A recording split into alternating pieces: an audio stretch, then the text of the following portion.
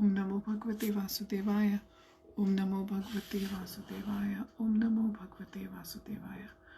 Welcome to today's live reading from Ramayana, the story of Lord Ram. Let's begin from where we left yesterday. So Lord Ram is bidding adieu to all the people from Lanka and from Kishkinda who had come to leave Ram, Sita and Lakshman in Ayodhya. So let's begin. All the monkeys remained in Ayodhya for more than a month, happily spending their time feasting and relishing the association of the Supreme Personality of Godhead, Lord Ramchandra. However, due to their great love for Ram, the time passed so quickly that it seemed to the monkeys to be less than an hour. After the month had passed, Ram requested Sugriv to return to Kishkinda and Vibhishan to return to Lanka. At that time, Hanuman came before him and offered the following prayer: O my Lord, may my devotion for you always remain steady, and may my love for you never become diverted toward anyone else. In addition, may my life continue for as long as the narration of your transcendental pastimes is recited upon the earth. So that's why they say that Hanuman is still in the Bhulok. Indeed, only by hearing the recitation of Ramayana will I be able to mitigate the unbearable pangs of separation from you. Ram then got down from his throne and while embracing Hanuman declared, your life shall continue for as long as the Ramayana is recited. Indeed, the Ramayana will be recited as long as the earth continues to exist. My dear Hanuman, I shall never be able to repay for the service you have redeemed unto me. I will remain eternally indebted. Ram took off the necklace of pearls and precious stones that decorated his chest and placed it around Hanuman's neck. All the monkeys then got up and one by one bowed down to Lord Ram. Thereafter Ram embraced Sugriv and Vibhishan, and the monkeys' eyes became filled with tears, their minds bewildered from ecstatic feelings of impending separation, and their speech indistinct. Finally the monkeys departed. Ram felt great separation from his servants, but he was also happy that the heroes would be reunited with their families.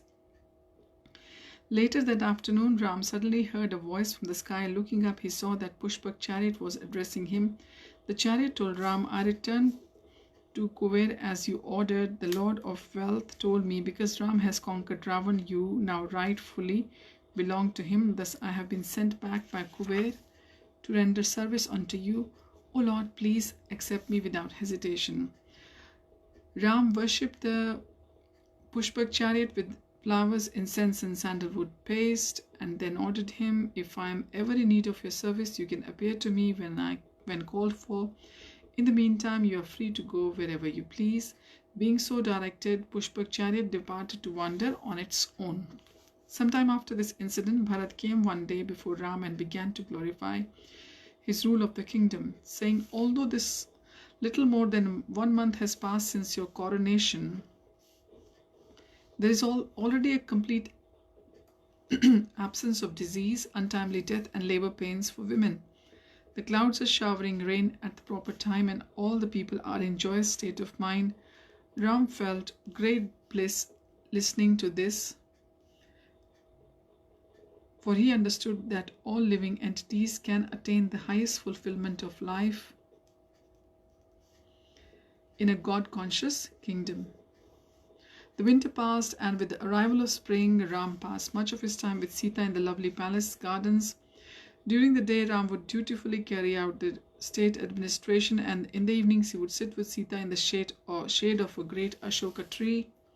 Surrounding them, the Apsaras sang and danced among the flowering trees. Ram, the Supreme Personality of Godhead, and Sita, the Goddess of Fortune, passed each day enjoying newer and newer delights. Their pleasure in each other's association expanded unlimitedly. One day Ram understood that Sita was pregnant. He expressed his great pleasure, saying, O lovely princess, is there any desire in your heart that you feel has not been yet gratified? Please inform me. If there is, for I shall fulfill your every wish without fail. Sita replied, O Lord, the association of all my desires have been abundantly fulfilled. However, since you're asking, I admit I have a strong desire to visit the ashram of the rishis situated on the banks of the Ganga and offer my obeisances to the great saints living there. Ram assured her, My dear Sita, please know that very soon you will have the opportunity to visit the rishis in the forest. Thereafter, Ram entered the royal assembly and engaged in joking and light conversation with his advisors. Ram then asked Bharata, what do the citizens talk about these days? What do they have to say about Sita, Lakshman, Bharat and Shatrugna? How do they feel about our mother Kaikeyi and myself? Indeed, kings are always topic of criticism for the people. With folded hand, Bharat replied, O Lord, everyone praises your victory over the 10-headed Ravan. They acclaim you as the greatest of all heroes. Ram, however, urged, Tell me truthfully what they say. Only by knowing matters as they are, one can curtail his faults and thus endeavor for the self-improvement.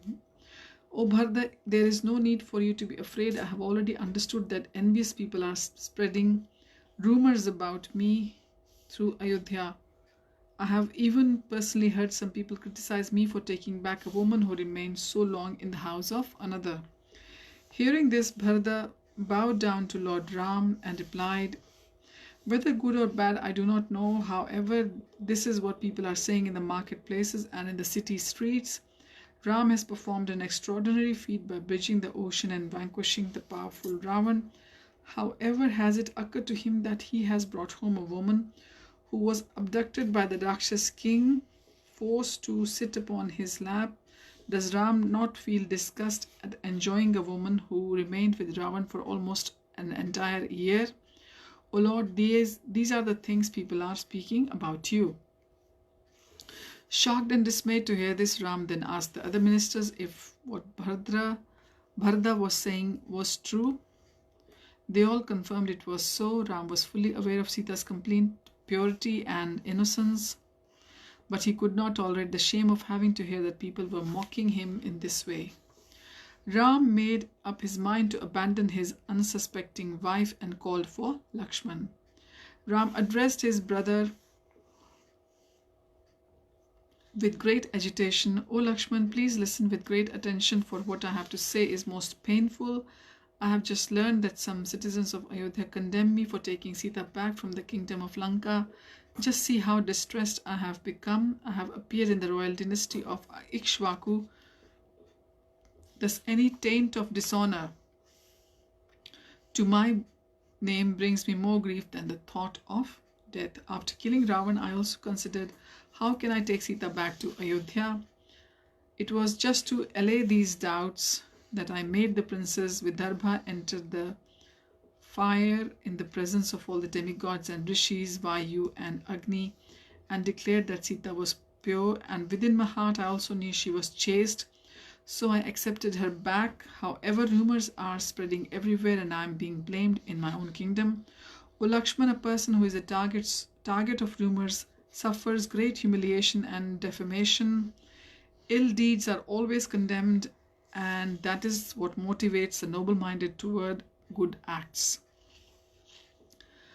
I am all ready to give up my life if necessary to avoid public scandal. However, indeed I am ready to renounce you, my dear brother, for ensuring my good name and reputation. Thus, what can be said of Sita? I am drowning in an ocean of sorrow. Never before I have experienced such misfortune. Lakshman, tomorrow at dawn you must take Sita to the banks of the Ganga and take her on tour of the ashrams of the great rishis. Then abandon her near the hermitage of great sage Valmiki on the banks of the river Tamas and return to Ayodhya alone. My dear brother, you must carry out this order without any argument, for any slight hesitation on your part will bring me the greatest displeasure. Indeed, let it be known that anyone who objects to my decision immediately becomes my most bitter enemy. Just a little while ago, Sita told me that she is very eager to visit all the ashrams along the banks of Ganga. Now go and fulfill her desire. Lakshman became broken-hearted to hear Ram speak like this. However, since he was the obedient servant of his elder brother, he assented without hesitation. Then early next morning, Lakshman went to Sita and said, "Your husband has ordered me to fulfill your desire. I shall escort you to the banks of the Ganga so that you can worship the great rishis residing there. Sumantra is ready with the chariot, so I request you come at once." Sita was delighted, and after putting on her finest dress and most exquisite jewelry, she told Lakshman, "I shall distribute these and other gifts to the wives of the great rishis." Lakshman helped Sita onto the chariot and they quickly departed. However, while going along, Sita began to speak anxiously, saying, "O Lakshman, my left eye has suddenly begun to twitch and my mind feels strangely uneasy. Suddenly I feel very weak and the earth seems to have taken gloomy aspect. I hope Ram is all right." In the footnote, it's been mentioned here in the book that it is often queried why Lord Ram banished Sita simply because of some small criticism. It appears that Lord Ram was harsh and cruel to his chaste wife. However, Lord Ram, as an ideal king, had to uphold the honor of his dynasty and set an impeccable example for all generations to follow. Had he not banished Sita, lesser monarchs in the future could have used this as an excuse not to respond to the valid criticisms by their citizens. Ram's decision may seem harsh, but to properly rule it is required that the king sometimes be harsh. His first duty is to rule the people. Other considerations are secondary,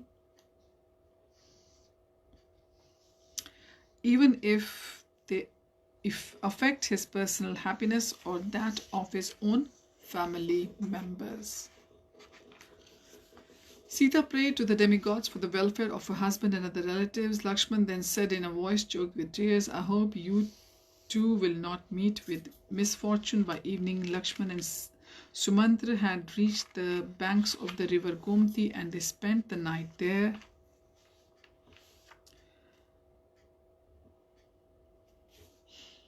Early next morning they continued with their journey. By afternoon they came to the banks of Ganga. Upon dismounting the chariot, however, Lakshman broke down and cried, for he could no longer contain his grief. Feeling great concern, Sita inquired, "O Lakshman, what is wrong? Now that we have reached our destination, you should be happy. Indeed, your sadness makes me uneasy. Have just 2 days of separation from Ram brought you so much anguish? I love Ram dearly, yet I have not become so disturbed. Please compose yourself, and for we must now cross the Ganga to have the audience of the great rishis. Thereafter we can quickly return to Ayodhya, for I also long to see Ram." After wiping the tears from his eyes, Lakshman arranged for a boat and escorted Sita across the Ganga. Upon reaching the other side, Lakshman tearfully confessed, "O Princess of Vidarbha, the all-good Lord Ram has entrusted me with the most painful task. Indeed, by performing this duty, I shall become infamous in the eyes of the world. It would have been better if I had died rather than execute your husband's order. O noble lady, please forgive me for what I am being forced to do." Lakshman fell to the ground, weeping bitterly. With great indignation, Sita said, "O Lakshman, what is the matter? I cannot understand what you are saying. Please tell me clearly what is troubling you. Has some great misfortune befallen Ram that you do not have the courage to tell me?" With his head bowed low, Lakshman replied in a voice choked with tears. While sitting in the royal court, Ram learned that rumors were circulating throughout Ayodhya, accusing him of impropriety. Everywhere people blamed Ram for accepting you back. This public censure pains him unbearably. "Sita, I know that you are faultless, and so does Ram. Therefore, do not misunderstand the king, for he has been forced to relinquish you to maintain the good name of the Ikshvaku dynasty. O Princess of Vidarbha, do not be broken-hearted, for the abodes of the Brahmarishis that are situated on the banks of Ganga are celestially beautiful. You should take the shelter of the great sage Valmiki, for he was a good friend of your father-in-law Maharaj Dashrath. Always think of Ram within your heart and remain unflinchingly devoted to him. In this way, you will attain the highest happiness, O Janaki." Upon hearing of her cruel destiny, she immediately fainted. Then, coming to her senses, she pitifully cried out, Now I can see that this life was awarded to me simply for suffering. What great sin did I commit in the past? What poor girl's marriage did I obstruct to now cause Ram to cast me off? I faithfully followed my husband into exile and remained content. Despite innumerable hardships, O Lakshman, how shall I be able to survive here alone? What will I tell the rishis when they ask me why I was abandoned? What wrong have I done? I would gladly end my life by throwing myself into the Ganga, but that would bring about the end of Ram's dynasty. Becoming somewhat more composed, Sita told Lakshman, I know that you are merely carrying out your duty now. I do not blame you.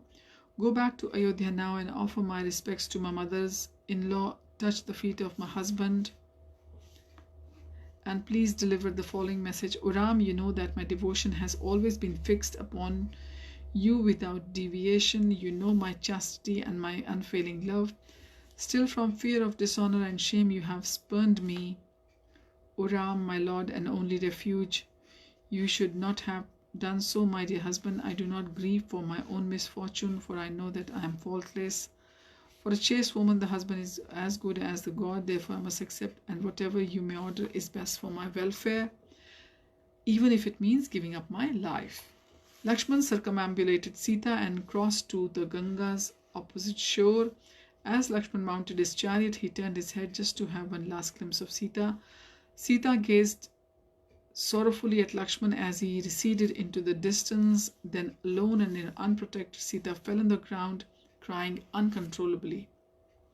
The grief-stricken Lakshman said, O Sumantra, what terrible pain Ram will have to suffer now that he has abandoned his dear wife. Alas, he who wrathfully destroyed the Rakshasas appeared to be himself ruled by cruel destiny. The sorrow Ram will feel shall far exceed what he experienced while living in exile under the order of his father. Sumantra replied, O Prince, do not become overly aggrieved because of Sita or Ram. Long ago, your father was informed that one day Ram would have to abandon his wife and suffer the pangs of separation for the remainder of his life.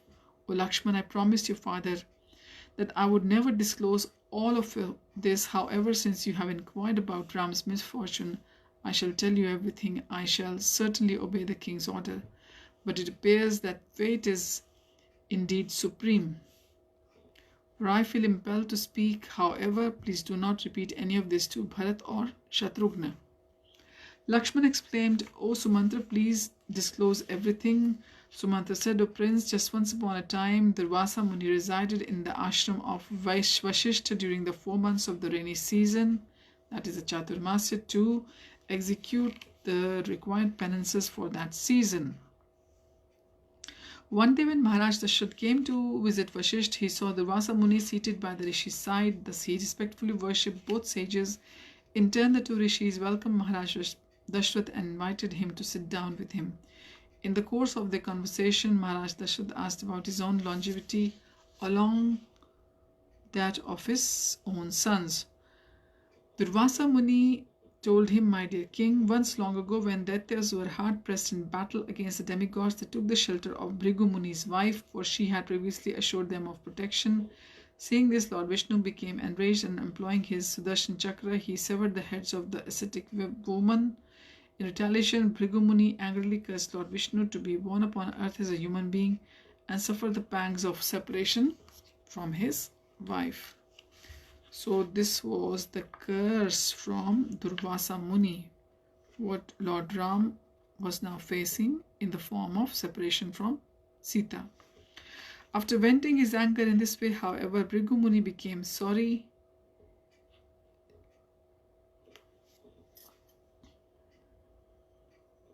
Bhrigu Muni had cursed Lord Vishnu, not Durvasa Muni. After venting his anger in this way, however, Bhrigu Muni became sorry. Repentantly, he began to worship Lord Vishnu. The Lord became satisfied with Bhrigu Muni and he voluntarily agreed to accept the consequences of the Rishi's curse. My dear Dashrath, it is for this reason that Lord Vishnu has appeared as your son Ram. From Ayodhya, he will rule over the earth for 11,000 years and 2 sons will be born to him through the womb of his beloved wife Janaki. Sumanta then said, My dear Lakshman, all this was foretold by the great sage Durvasa to your father. Now you should give up your grief, knowing well that whatever takes place is in accordance with the will of the Supreme Lord. Hearing Sumanta's word, Lakshman felt great relief and expressed his sincere gratitude to the chief minister. Lakshman and Sumanta passed the night on the banks of river, and next morning they resumed their journey. Some disciples of Valmiki happened to see Sita weeping, and they ran to their master, saying, O master, come quickly. There is a woman who resembles the goddess of fortune herself, sitting alone in the forest crying.